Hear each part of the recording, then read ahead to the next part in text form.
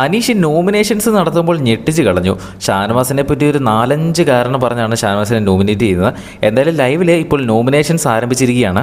ആദ്യം തന്നെ അനീഷ് വരുന്നു. അനീഷ് ആദ്യം തന്നെ പറയുന്നത് ഷാനവാസിൻ്റെ പേരാണ്. ടാസ്കിൽ വളരെ മോശം പ്രകടനമായിരുന്നു. ബി ഡാൻസ് മാരത്തോൺ ടാസ്കിൽ വേലായുധനായിട്ട് കൊടുത്തിട്ട് അത് കൃത്യമായിട്ട് ചെയ്യാൻ പറ്റിയില്ല. വേലായുധൻ പയ്യെ പുലിമുരുകനായി പോയി. അത് കഴിഞ്ഞ് പിന്നീട് അത് ഷാനവാസിൽ സ്വയം ക്യാരക്ടറായി പോയി. അങ്ങനെ ടാസ്ക് അത് വളരെ ബോറായിപ്പോയി എന്ന് പറയുന്നു. പിന്നീട് ആര്യനുമായിട്ട് അനാവശ്യമായിട്ടൊരു ഫൈറ്റ് ഉണ്ടാക്കി.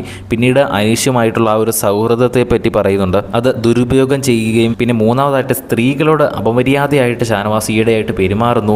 അതുപോലെ തന്നെ സീക്രട്ട് ടാസ്ക് കുളമാക്കിയ കാര്യം കൂടി ഞാൻ പറയാൻ ഉദ്ദേശിക്കുന്നു എന്ന് പറഞ്ഞ് ഷാനവാസിനെ ആദ്യം തന്നെ നോമിനേറ്റ് ചെയ്യുന്നു. രണ്ടാമതായിട്ട് നൂറേനെയാണ് നോമിനേറ്റ് ചെയ്യുന്നത്.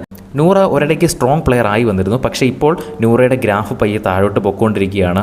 ഒന്നിലും ഒരു ഇടപെടാതെ ഒന്നിലും ഇൻട്രസ്റ്റ് ഇല്ലാതെ നടക്കുന്ന ഒരു നൂറയാണ്. വെറുതെ ഗെയിമും കളിച്ച് ഒന്നിലും ഇടപെടാതെ വെറുതെ നടക്കുകയാണ്. അതുകൊണ്ട് ഷാനവാസിനെയും നൂറേനെയുമാണ് നോമിനേറ്റ് ചെയ്യുന്നത് എന്ന് പറഞ്ഞ് അനീഷ് രണ്ടുപേരെ നോമിനേറ്റ് ചെയ്യുന്നു.